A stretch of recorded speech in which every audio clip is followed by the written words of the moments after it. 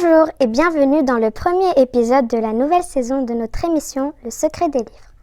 Je me prénomme Inès, j'ai 10 ans, je suis en CM2 et aujourd'hui je vous présente un très bel album écrit et illustré par François Place. Roi et reine de Babel. C'est l'histoire d'un prince qui traque depuis longtemps un cerf blanc qu'il ne parvient pas à attraper. Le cervidé l'entraîne vers un immense rocher.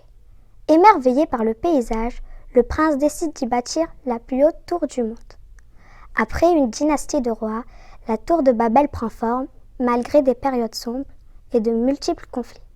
Puis, avec une lignée de reines, la tour attire des commerçants du monde entier, des scientifiques, des artistes et devient une cité prospère.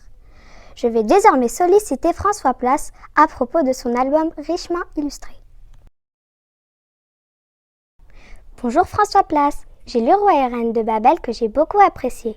Pouvez-vous nous révéler un secret? Si j'ai bien compris, à la fin de l'album, Babel n'est plus qu'une cité en ruine. Est-ce parce qu'il y a eu un cataclysme ou bien est-ce parce que la reine Bérénice la rêveuse a préféré abandonner son palais?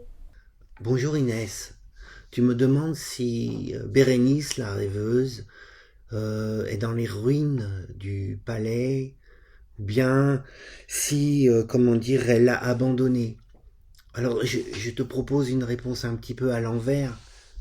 Quand on voit des ruines de très vieilles pierres, on est tenté de se poser la question de savoir d'où elles viennent, non seulement qui les a habitées, mais qui les a construites, à quelle époque, pour quelles raisons, est-ce que ce sont des ruines de châteaux, de villes, qu'est-ce qui fait parler ces pierres en fait? Comment fait-on parler les vieilles pierres?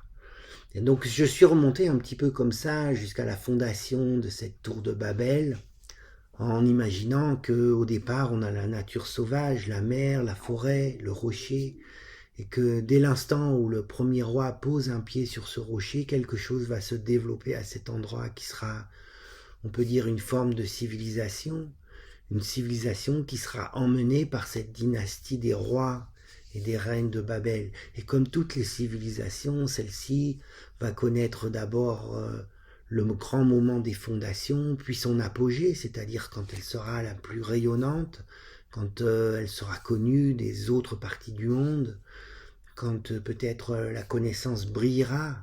Et puis, progressivement, on peut supposer que cette civilisation déclinera et que la nature reprendra ses droits, c'est-à-dire qu'elle retournera à l'état plus ou moins de ruines, comme c'est-à-dire de pierres, de rochers, le début de l'histoire.